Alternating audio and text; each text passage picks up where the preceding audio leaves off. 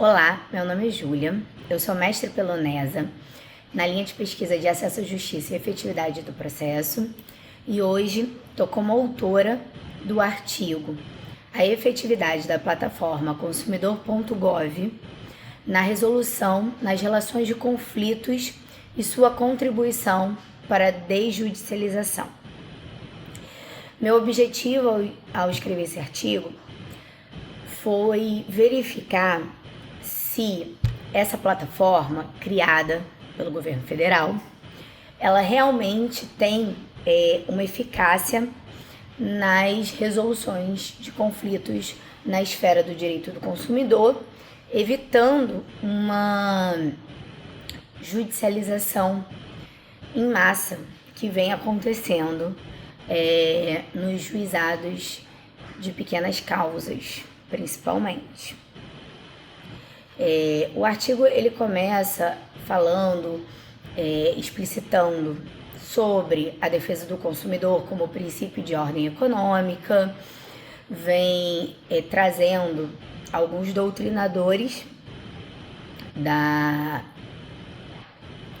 linha de direito do consumidor,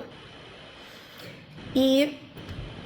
eu passo para a crise do judiciário e a judicialização em massa que vem ocorrendo, principalmente nos juizados de pequenas causas relacionados às questões consumeristas, que hoje, infelizmente, são a grande maioria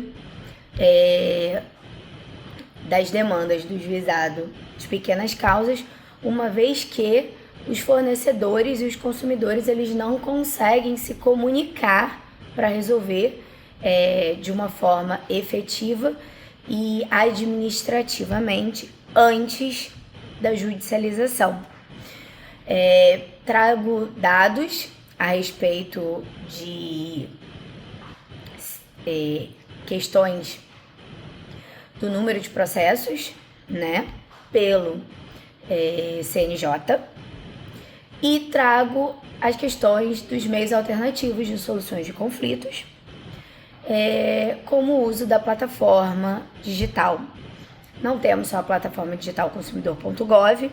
temos outras, né, como Reclame Aqui, mas o tema do artigo foi a plataforma consumidor.gov. Com isso, venho explicando como que se utiliza a plataforma consumidor.gov, que hoje o consumidor ele utiliza sua conta Gov, né, para ingressar e coloca lá os seus dados e registra sua reclamação contra uma determinada empresa. E aí começo a verificar algumas questões a respeito da efetividade ou não da plataforma, vez que um dos primeiros pontos é opcional da empresa se cadastrar na plataforma para ter essa mediação com o consumidor. Com isso, somente as grandes plataformas hoje estão inscritas e aqueles pequenos comerciantes de bairro, não existe essa efetividade para eles, uma vez que, primeiro, é facultativo. Segundo, qual é o interesse e aonde vai o conhecimento também daquele fornecedor de bairro de que ele tem que se cadastrar ou que ele pode se cadastrar na plataforma para ter aquela resolução de conflitos com aquela questão de mediação de conflitos com o consumidor. Então, o primeiro ponto identificado foi esse, que como é opcional, nem todas as empresas estão cadastradas, o que dificulta um pouco a vida do consumidor. O segundo ponto é a questão da tecnologia. Hoje em dia, nem todo mundo tem acesso à tecnologia, ou se tem acesso, ainda é leigo em conseguir utilizá-la. Então, o fato da plataforma ser 100% digital dificulta um pouco, principalmente a questão dos hipervulneráveis e dos vulneráveis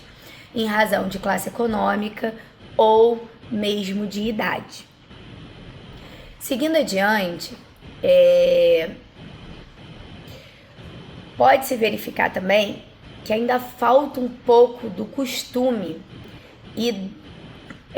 do entendimento ou da informação para o consumidor de que essa plataforma existe e que ele pode utilizá-la para tentar resolver o seu problema com o fornecedor antes de ingressar judicialmente. Então, esse foi um aspecto também que foi verificado como uma falha na efetividade da plataforma, porque ainda, apesar da plataforma já estar há anos e ser utilizada por uma grande maioria, muita gente ainda não tem esse conhecimento da plataforma. Então, com isso, eu verifiquei, que pelos dados do CNJ, consumidor.gov é uma plataforma digital que tem sido sim muito utilizada, que tem tido uma grande resolução nas suas questões. No entanto, ainda existe uma judicialização grande a respeito das questões relacionadas a direito do consumo, a direito de consumidor. Então, analisando o artigo, foi verificado os desafios e as perspectivas futuras para a plataforma, no qual a primeira coisa que seria interessante é a integração dessa plataforma, desses órgãos administrativos com o Poder Judiciário, porque essa ausência de comunicação automatizada dificulta as demandas, né, e não reduz a eficiência institucional que se espera, porque às vezes as pessoas elas resolvem os problemas dela de forma satisfatória, mas ainda assim ingressam no judiciário, pleiteando algo maior, na expectativa. E a plataforma em si, ela só faz essa mediação, mas não tem a questão das audiências de conciliação, como, por exemplo, os PROCONs possuem. Então, ela só manda o seu questionamento, a empresa responde e ela tem direito a uma outra réplica caso ela entenda. Fica uma coisa muito informatizada e no qual o consumidor ele realmente ainda não tem aquele acesso para falar com o fornecedor de forma presencial ou que seja por uma audiência virtual. Então, o artigo ele vem a trazer os desafios, vem trazer a eficácia,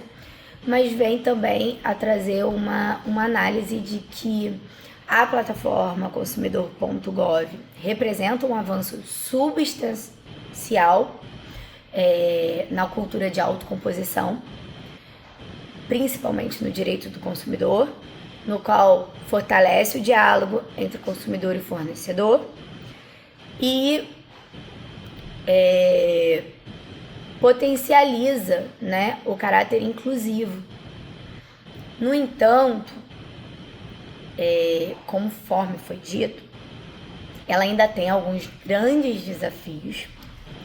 né, principalmente na questão da informação, de que ela seja uma plataforma que as pessoas conheçam mais. A questão da adesão voluntária dos fornecedores ainda é um ponto muito ruim,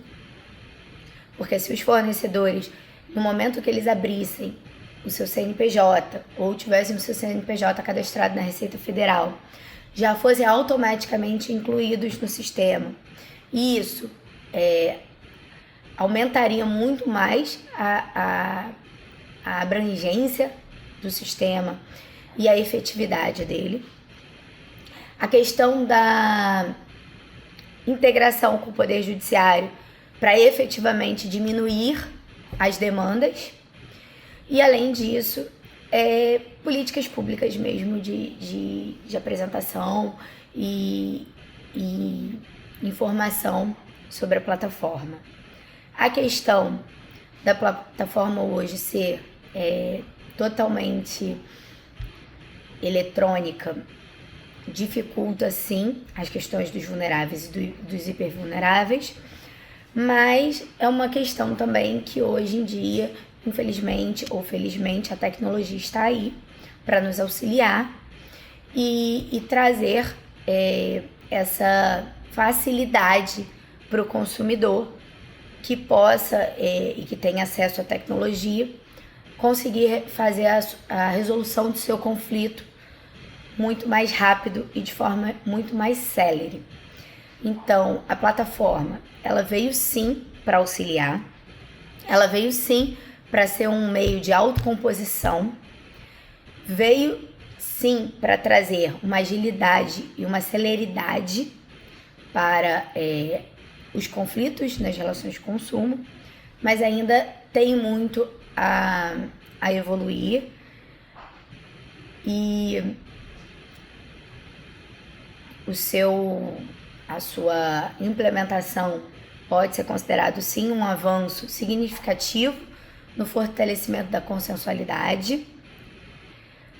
mas a política pública em volta dela tem que ser melhorada. Muito obrigada. Somente isso, eu agradeço a oportunidade de estar apresentando esse artigo aqui.